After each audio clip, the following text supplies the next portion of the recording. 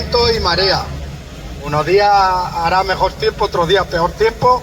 Vale, aquí seguimos en la medida que podamos, intentaremos hacerlo breve, pero por lo menos que siga la presencia y que se siga viendo que estamos aquí, que no vamos a dar pasos atrás en la defensa del sistema público de pensiones y en la lucha por unas mejores pensiones, unas pensiones justas y dignas.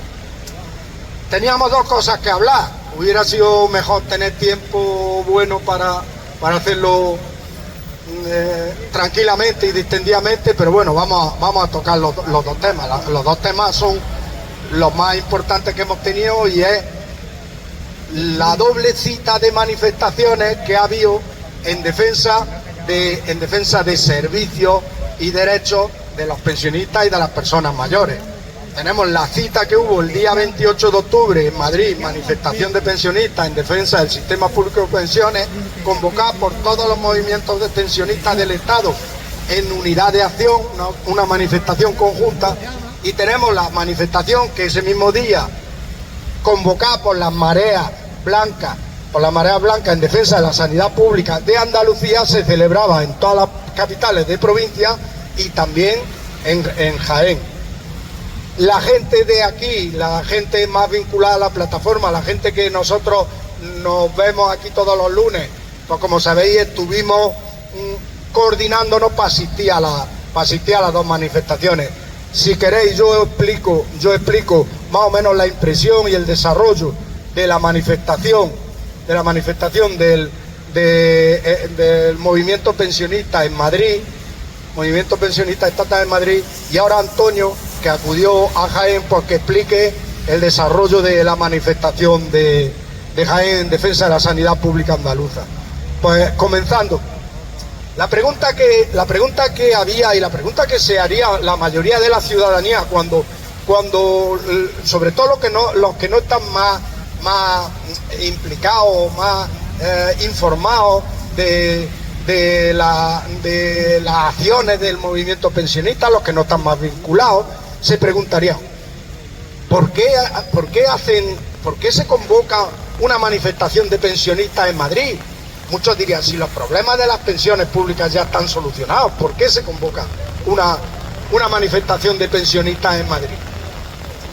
Pues bien, para explicarlo, puede haber muchísimas, podemos buscar muchísimas razones y muchísimos argumentos, pero yo me fijo en uno que ya sí lo habíamos tocado aquí en dos o tres concentraciones anteriores, pero que nos sirve para entender, para mi juicio entender cómo se encuentra el sistema público de pensiones, la situación actual de las pensiones, de todas las pensiones en su extensión, de pensiones mínimas, de brecha de género en pensiones que sufren las mujeres, todo eso. Y el ejemplo viene por el estudio reciente de FEDEA, que resulta, FEDEA ha publicado,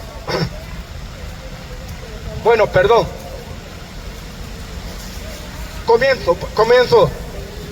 El Ministerio de la Seguridad Social ha realizado un estudio denominado proyección del gasto en pensiones del sistema público de pensiones, proyección del gasto en pensiones, haciendo un estudio de 2022 de 2023 a 2050, una proyección de ese gasto con supuestos, barajando datos de demografía, aumento de empleo, situación, aumento y evolución de la economía, recaudación del sistema, barajando todos esos datos estadísticos. Ha realizado un estudio en base al compromiso que hay con el plan de transformación, recuperación y resiliencia de la Unión Europea, al compromiso de garantizar en ese tiempo la sostenibilidad del sistema público de pensiones. Y en caso decir que la reforma de pensiones aprobada en marzo de 2023 recogía precisamente que en caso, que como el compromiso debe ser garantizar la sostenibilidad del sistema público de pensiones, en caso de que en estos estudios que se van a realizar periódicamente se viese que existe desviación del gasto y que existe un aumento del gasto por encima del 15% del Producto Interior Bruto, se deberían de tomar medidas que supusieran aumento de los ingresos para poder cubrir esa desviación o ese desfase, o reducción del gasto en pensiones. Ese es el compromiso, eso se va a cumplir y se tiene que cumplir, eso se va a cumplir, tiene que cumplir, y este estudio del Ministerio venía a dar cumplimiento periódico a ese estudio. Las conclusiones finales de ese estudio era que el sistema público de pensiones tendría tensiones y gastos durante un periodo entre 2030 y tantos, 40 y tantos, tendría por un aumento del número de pensionistas, pero calculaba el aumento de ingresos que se puede producir, que se va a producir, el aumento de ingresos por el mecanismo de equidad intergeneracional que se ha implantado, la cotización adicional, por el aumento de las cotizaciones, eliminando el tope de las cotizaciones a las pensiones máximas. Teniendo en cuenta todo la evolución de las variaciones que puede haber en los múltiples factores que influyen en los ingresos y gastos, recogía que el gasto promedio en el periodo 2022-2050, la conclusión, el gasto promedio iba a estar en el 12,4% del PIB, más o menos en lo que está ahora mismo está en el 12,7% del gasto, el gasto en pensiones, el 12% con respecto al PIB. Pues bien, que antes lo había mencionado, había cambiado el orden, pero para entenderlo mejor, es mejor verlo en este orden. Pues bien, eso fue el 10 de octubre, publicó el Ministerio de la Seguridad Social ese informe. Un informe que a mucha gente pues llegaba y decía, efectivamente nos da tranquilidad, nos da más tranquilidad. Pues bien, FEDEA, el día 23, 13 días después, hace lo que podemos llamar un contrainforme donde las conclusiones son que el escenario económico y los datos que ha barajado el informe del Ministerio de la Seguridad Social contemplan un escenario muy optimista, y que ese escenario optimista no se va a dar, y baraja otra serie de datos y dice que ese gasto en pensiones aumentará con respecto al que tenemos ahora en promedio 1,5% del PIB, y al final en 2050 superará al actual en el 3,5% del PIB. Como conclusión, si sumamos al gasto actual 12,7, el 3,5 que calculan ellos que subirá el gasto en 2050, rebasábamos el 15%, y dice en su conclusión FEDEA, dice, por lo tanto, habría que activar ya, si ya sabemos que el gasto va a ser superior, hay que preverlo desde ahora, y habría que activar ya el mecanismo previsto en la ley de corrección, para que no exista ese desfase. Y añade, pero si el mecanismo supone un aumento de los ingresos por la vía de las cotizaciones, va a perjudicar enormemente el empleo, va a perjudicar enormemente la economía, va a perjudicar enormemente una hecatombe. Por lo tanto, habría que activar como deducción, no lo dicen, pero lo digo yo, porque la deducción es muy fácil y muy lógica. Con ese planteamiento que está haciendo paso por paso, la deducción es: si hay que activar un mecanismo corrector porque no van a ser suficientes los ingresos para hacer frente al gasto en pensiones. Si el mecanismo corrector puede ser aumentar algo los ingresos o aumentar los gastos, y si aumentar algo los ingresos puede ser perjudicial, conclusión, FEDEA está pidiendo que se active ya una rebaja del gasto en pensiones. Ante eso, pues la pregunta es, ¿quién es FEDEA? Vamos a ver quién es FEDEA. FEDEA, según ellos, FEDEA es una fundación FEDEA es una fundación creada por unos patronos. Según ellos, tiene un objetivo que lo declaran en su página, buscando la información. FEDEA tiene el objetivo de realizar estudios en materia económica y social para ofrecer alternativas que permitan mejorar las condiciones económicas de España, para ofrecer alternativas. Esos son sus objetivos.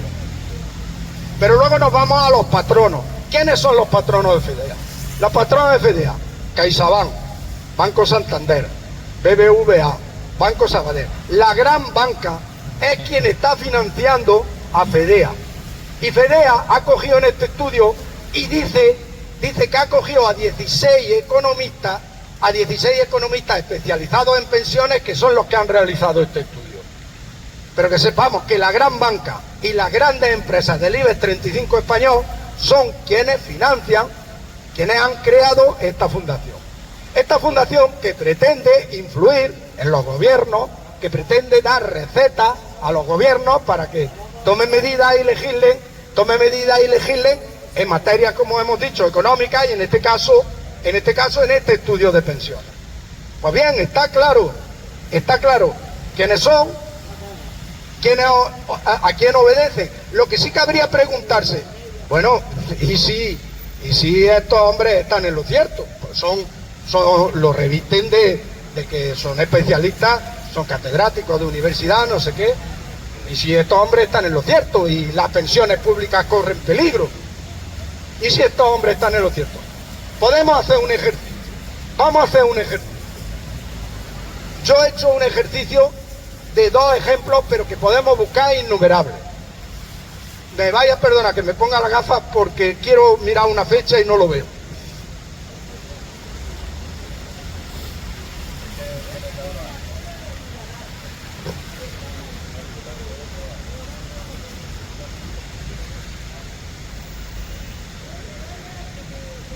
Fijaros, el 24 de octubre de 2018, el director ejecutivo de FEDEA declaraba que aumentar el salario mínimo interprofesional a 900 euros mensuales en 2019, era cuando estábamos solicitando y pidiendo que el salario mínimo interprofesional tenía una cuantía de miseria y que aumentara, pues se estaba debatiendo por el gobierno aumentarlo a 900 euros mensuales en 2019.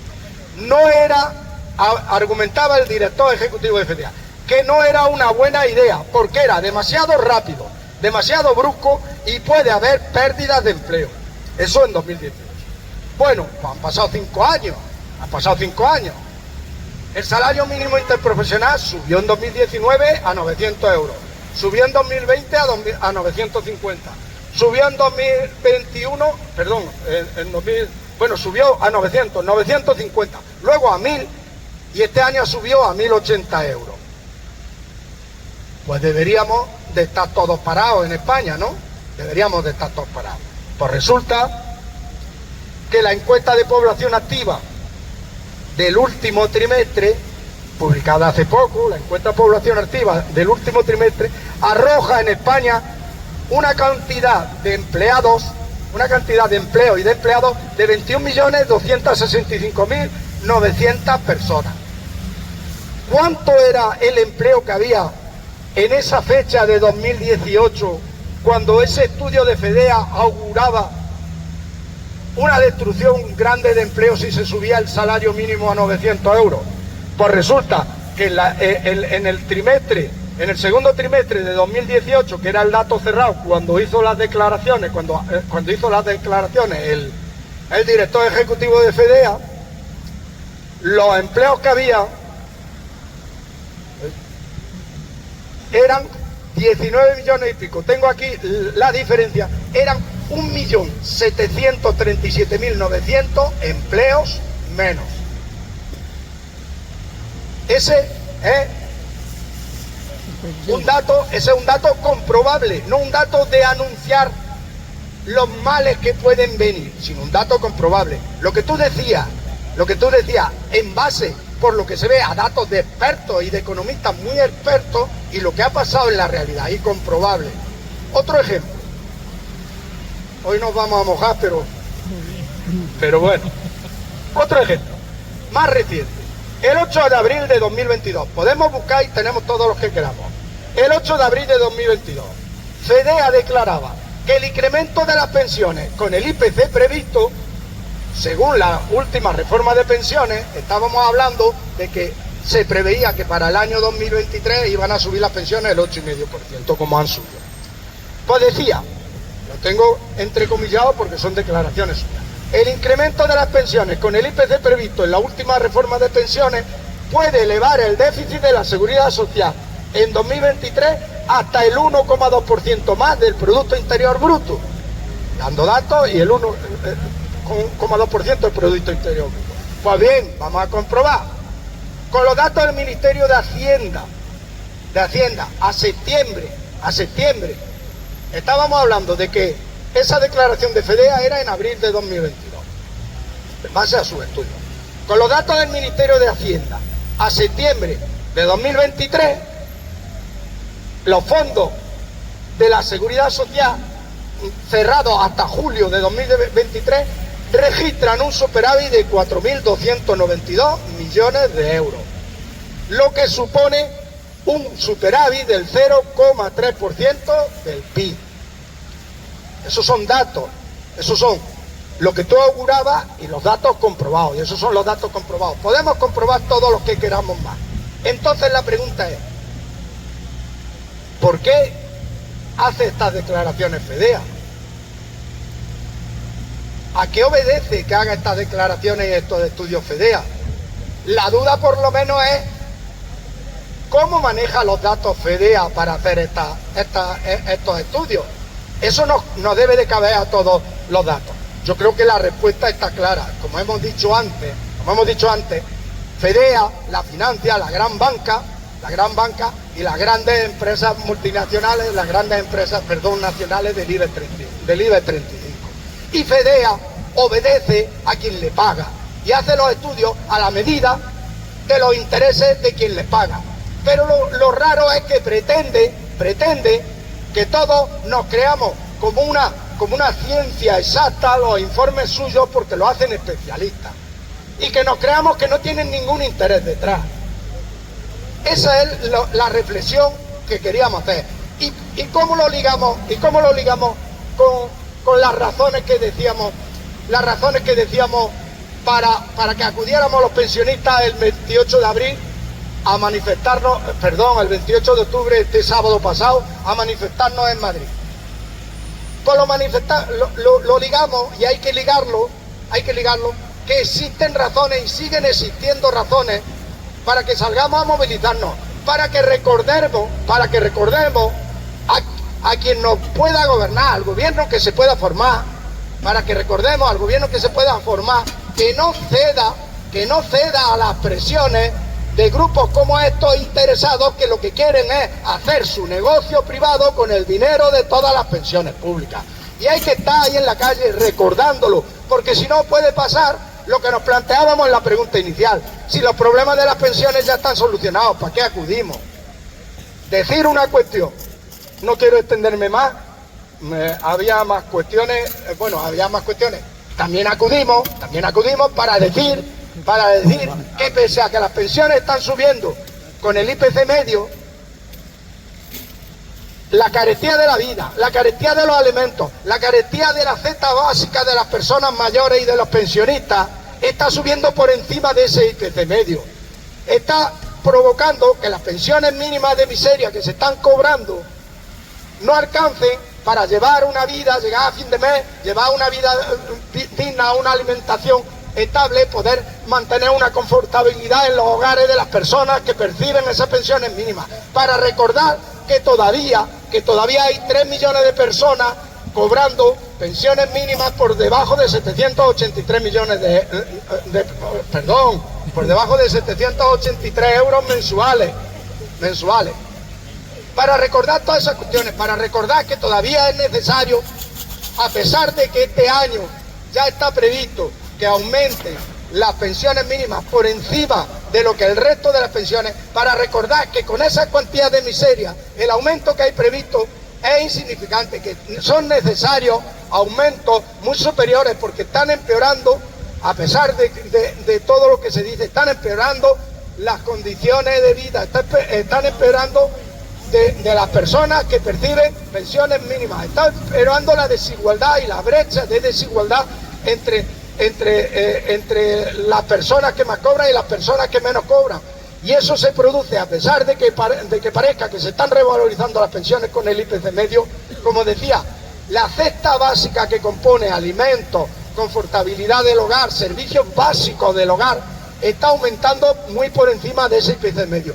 Y para reclamar en Madrid y donde sea, todos los movimientos pensionistas del Estado que logramos, que es también un hecho del que tenemos que sentirnos orgullosos, que pese a los diferentes puntos de vista, pese a las diferencias que puedan existir, somos capaces y hemos sido capaces año tras año y este año también de unirnos, de consensuar posturas comunes y de luchar conjuntamente por la mejora del sistema público de pensiones, por la defensa de su sostenibilidad, por la mejora de las condiciones de vida de las personas pensionistas. Para eso es necesario acudir a Madrid, para eso es necesario seguir con las movilizaciones de los pensionistas y también para el resto de los servicios, que no es por lo que acudimos a Madrid, para el resto de los servicios públicos que afectan a las personas mayores. Y ahora, por ejemplo, el compañero Antonio explicará para qué era necesario también acudir a Jaén en defensa de la sanidad pública andaluza. Si quieres, Antonio, si quieres aquí o...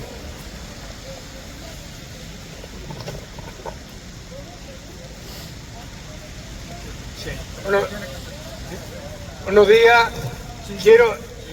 Quiero empezar un poco por completar la información que acaba de dar el compañero. En principio es conveniente que se sepa que las fundaciones es siempre un cauce que tienen tanto el Estado como los particulares para disminuir sus cotizaciones a Hacienda. Esos bancos que financian a FEDEA, precisamente por cada euro que ellos dan a esa fundación, les rebajan hasta 4 o 5 en sus cotizaciones. E incluso cuando dan a la luz los informes que hacen, lo hacen de manera muy caprichosa y arbitraria. Poco se dice, por ejemplo, en algo que afecta fundamentalmente a Linares, que es el tipo de ferrocarril que tenemos. España ha optado por un ferrocarril que es caro y no social. El AVE es un ferrocarril muy moderno, pero que no es el indicado según los mismos economistas de FEDEA. FEDEA ha hecho un informe muy detallado en el sentido de que cada kilómetro de vía de AVE cuesta hasta 5 millones. Con ese dinero que nos ha costado la red de AVE que hay en España, con mucha diferencia se podía haber hecho una red de ferroviaria más completa y desde luego que cubriera también las mercancías. Por sí mismo, la misma FEDEA tiene un informe negativo, pero ese informe no se ha dado a la luz, porque no conviene. Si ese se hubiera dado a la luz, de acuerdo, incluso con los índices de la ecología, el tipo de contaminación que el transporte por carretera está llevando a nuestra vida hubiera disminuido. Claro, eso, hay un gran interés en cuanto a la venta y los impuestos y los beneficios que tiene la venta de los carburantes. Como consecuencia de eso, aquí en España estaría justificado solamente la vía del AVE de Madrid a Barcelona, fundamentalmente porque el AVE es un transporte ecológicamente más valioso porque compite con el transporte aéreo. el transporte aéreo es mucho más contaminante e incluso la ocupación del AVE de Madrid a Barcelona se nutriría de gente que va en el autobús, perdón, en avión. Y hay un gran flujo de funcionarios, de catedráticos, de personal que trabaja en los dos sitios. Pero eso no ha interesado, y el resto de las líneas en general son deficitarias. Toda la que va a Valencia, hasta Valencia bien está, pero hasta llegar a Murcia cuesta un dineral. Con ese dinero que se ha gastado ahí, ya digo, hubiéramos tenido una red ferroviaria mucho más popular en la que podría ser un servicio para el conjunto de las personas que vienen. No, se ha hecho de esa manera. Los informes que nos hacen los compañeros del ferrocarril dicen que con muy poco dinero que se hubiera hecho en el de Linares a Madrid, ahí en Despeñaperro, se hubiera logrado la misma velocidad, el mismo tiempo que se logra casi desde Córdoba a Madrid. Y esto hubiera significado una salida y un desarrollo mayor para la provincia de Jaén. Aparte de eso, ya volvemos un poco a lo que aquí me trae a mí, que informar de qué fue nuestra presencia ayer en Jaén.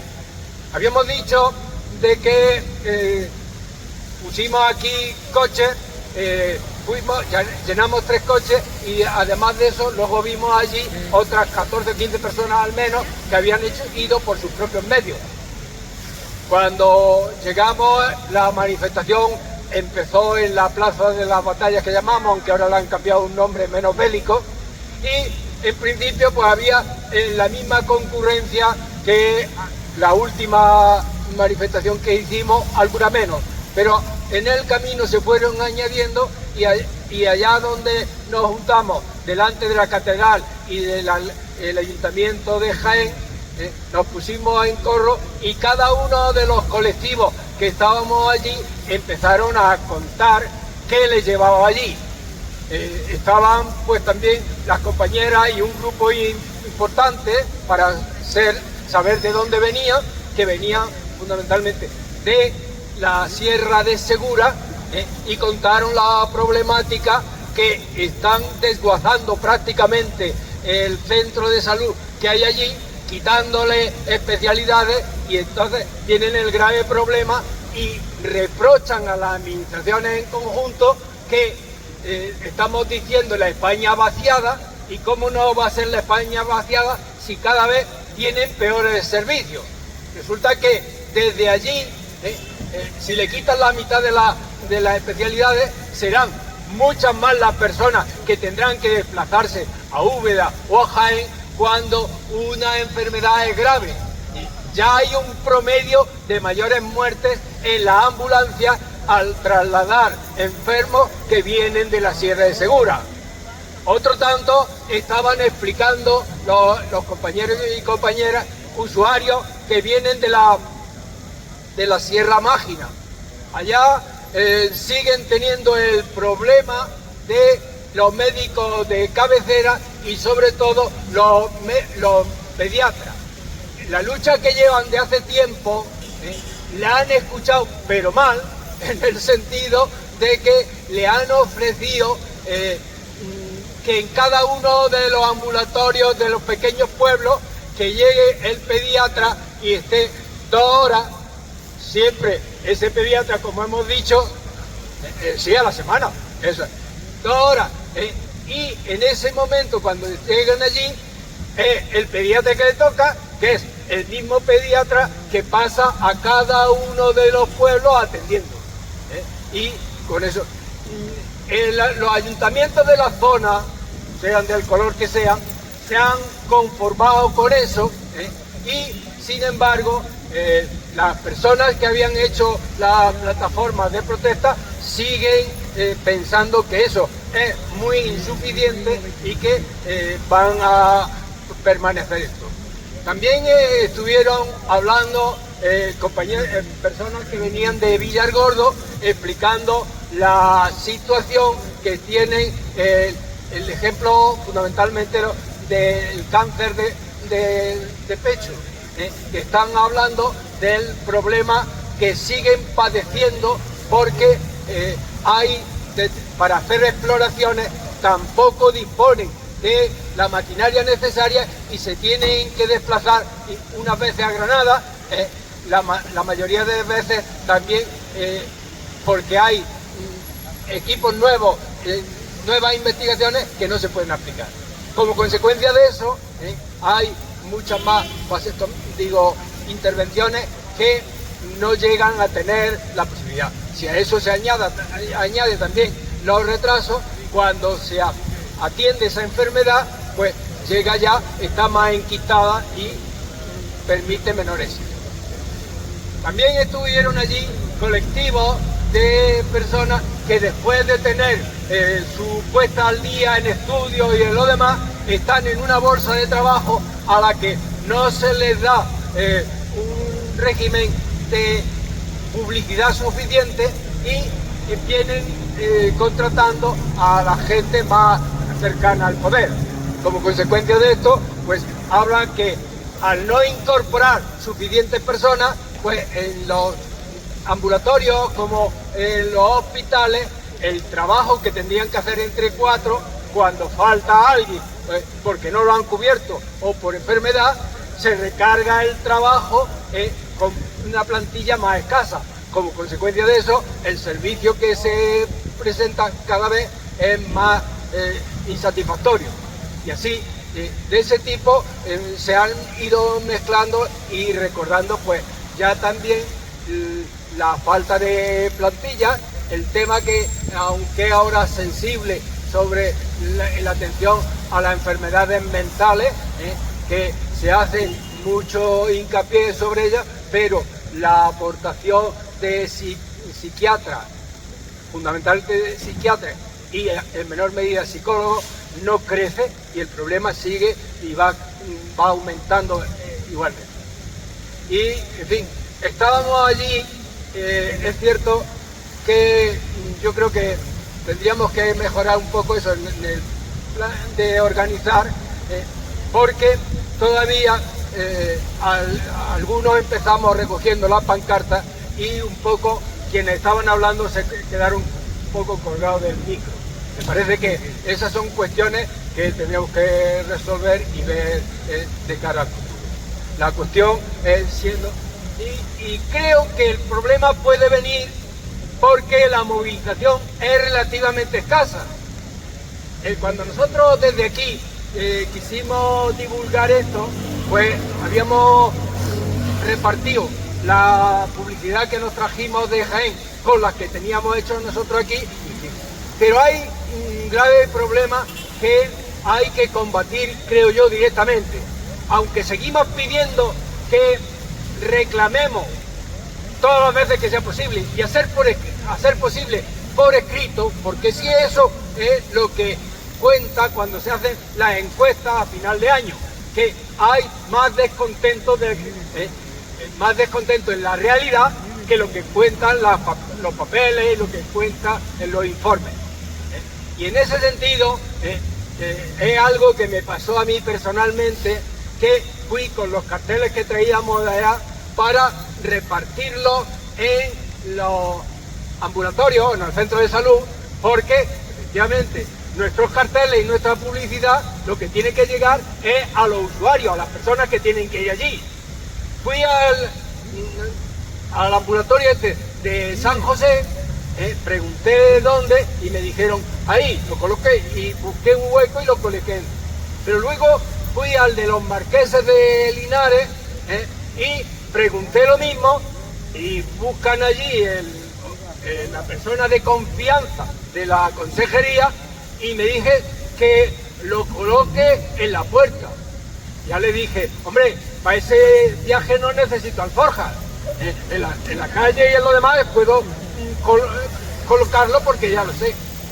Y entonces cuando empecé a luchar y les dije que no, que efectivamente quien yo quiero comunicarme es con los usuarios, y allí había ejemplos de lo demás, quiero con los usuarios y también con los trabajadores y los sanitarios para que ellos mismos no tengan luego los problemas que tienen cuando sufren, que llega la familia y se enfadan y les recriminan algo, ellos también se benefician.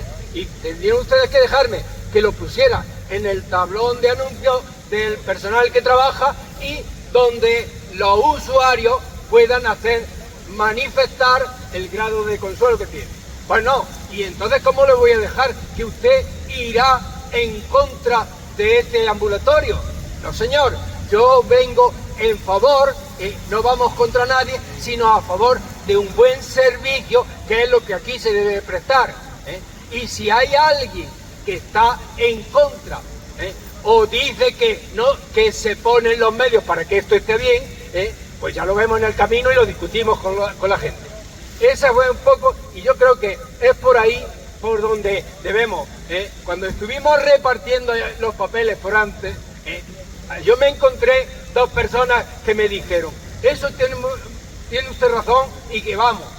Le dije que fuera a protestar y que cada 15 días dijera que a mí me duele más, que esto está más grave.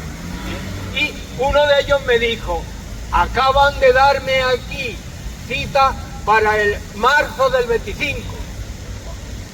Entonces, vamos a ver, y esa es la cuestión, que esa persona se quejó en la calle porque yo fui a buscarla, pero lo que es imprescindible es que quienes van allí a que le curen, se revuelvan contra aquello y decir que aquello es algo público que está al servicio de quienes cotizamos, y que el listillo, el amiguete de turno no nos debe cortar la entrada para comunicarnos entre los usuarios, que somos los que estamos sufriendo y que al final en esas esperas podemos morir.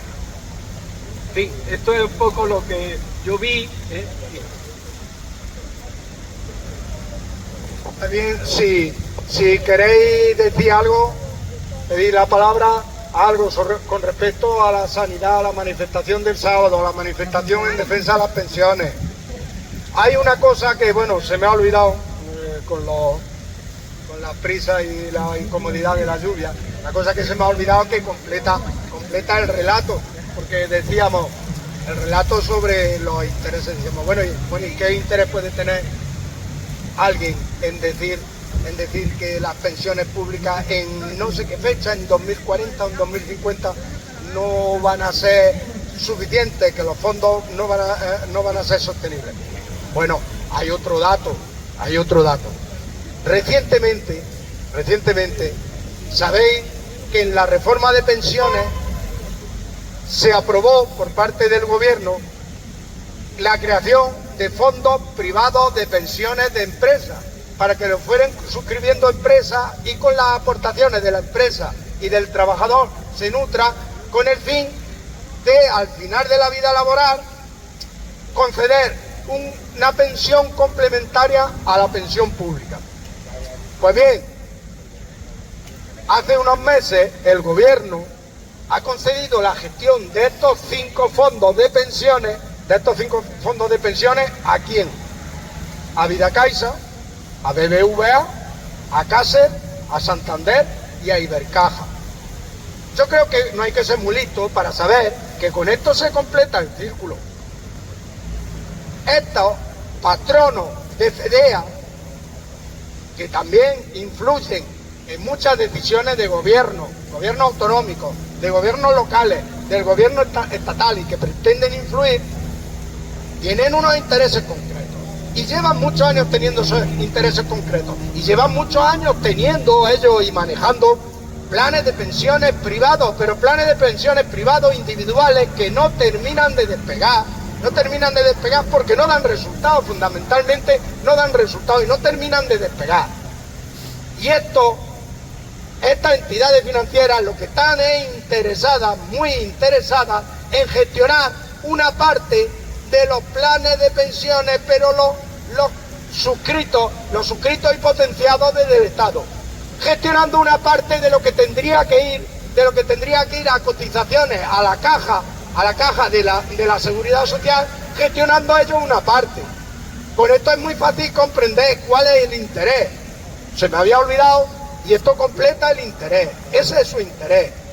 No van a dudar en ese camino, llevan muchos años y no van a dudar en hacer y pagar y sufragar los informes que quieran, pero claro, nosotros sabemos y comprendemos que son interesados, y además se puede demostrar, como hemos dicho, con ejemplos concretos, y podemos coger muchísimos ejemplos de ese tipo, de que la economía española no iba a crecer cuando hace unos augurios posteriores a la pandemia, en la salida de la pandemia, estudios de FEDEA de que con las medidas de aumento del impuesto extraordinario a la banca, la economía española se iba a retraer y no iba a crecer no sé cuánto del PIB, y luego comprobamos a final de año que crecemos en el PIB por encima de lo que estaba previsto, por encima de la media de la Unión Europea, y desmiente totalmente ese informe. Entonces, la credibilidad que le queramos dar a ese informe, tenemos que barajar todos estos datos y barajar la comprobación de la credibilidad de lo que ellos decían anteriormente. Y para eso hay que estar ahí, decía, y para recordar a quien gobierne que no ceda esas presiones, que lo que tiene es que garantizar unas pensiones dignas y un sistema público de pensiones dignos para toda la ciudadanía, no pensando en los intereses de un 0,1% que lo que quiere es acaparar la mayoría de los recursos, dejando para ello, si es menester, con menos recursos y en situaciones de pobreza al resto de la ciudadanía. Para ello, es condición para que estas entidades financieras terminen vendiendo más productos financieros, terminen ganando con los dineros de los productos financieros, de los planes de pensiones privados de empleo, es condición indispensable para que se suscriban, meter el miedo de que las pensiones públicas no van a ser suficientes, de que hay que rebajar las pensiones públicas, y la gente que pueda, o en las empresas que puedan, vayan suscribiendo un plan para que complemente esas pensiones públicas. Es muy fácil esa razón, Solo esto quería decir, no quiero cansaros más, que hemos estado aquí soportando la poca lluvia que ha caído, lo suficiente para darnos por saco, y si queréis decir algo, déjale a José Valentín. No, solo...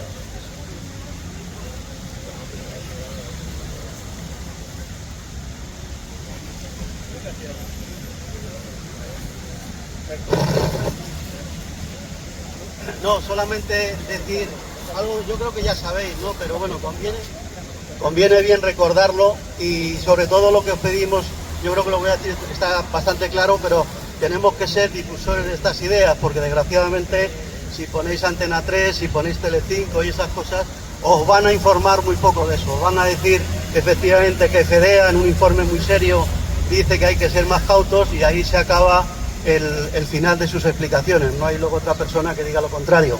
Recordaros lo que ya pasó en el 2019, cuando el economista de cabecera del Partido Popular, Daniel Lacalle, dijo que en el 2022 íbamos a llevar, como siguiera el gobierno con sus políticas, al 35% el desempleo.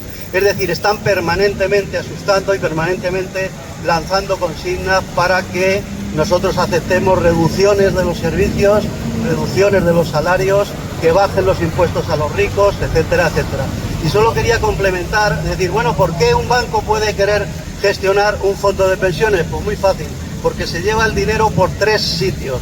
Se lleva el dinero primero porque cobra un porcentaje sobre la gestión del fondo, es decir, que si ahí hay 1.000 millones se van a llevar el 0,3% o el 0,5% de ese dinero, gane o pierda el fondo de pensiones, porque hay que recordar que esos fondos de pensiones, tanto los privados como los públicos, sus beneficios y su mantenimiento del dinero se basa en que invierten en bolsa, y los beneficios que se supone de esa inversión pues son los que al final el pensionista va a recibir.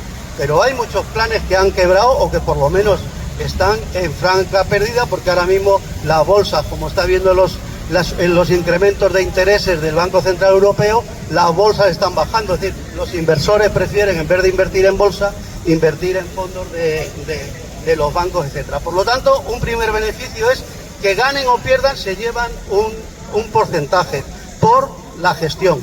Pero es que además es curioso, porque se llama un porcentaje por el depósito del dinero. Es decir, ellos dicen, como yo te estoy guardando este dinero, sobre eso que te guardo, por ser yo el buen guardián, te voy a cobrar otro interés. Y luego hay una tercera parte que es un beneficio, y es que el manejo de esos fondos les permite a ellos jugar con sus intereses de inversiones en bolsa. Me interesa invertir en este grupo de empresas porque lo quiero potenciar, me interesa invertir en este otro, o yo incluso vender mi fondo de cartera al fondo porque veo que está mal, en fin. De ahí está el que estén tan interesados en gestionar esas cosas, independientemente de arrancar siempre cosas de lo público para el sector privado. Muchas gracias. Si no quiere decir alguien más que quiera decir algo, el próximo lunes nos vemos, continuamos hablando y continuaremos con la defensa de las pensiones públicas, del sistema público de pensiones, de la sanidad pública andaluza, que es muy necesario.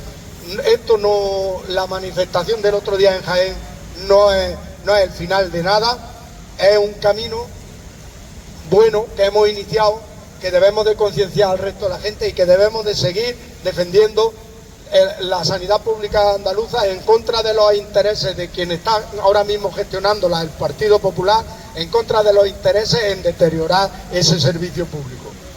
Nos vemos el próximo lunes, gracias a todas y a todos.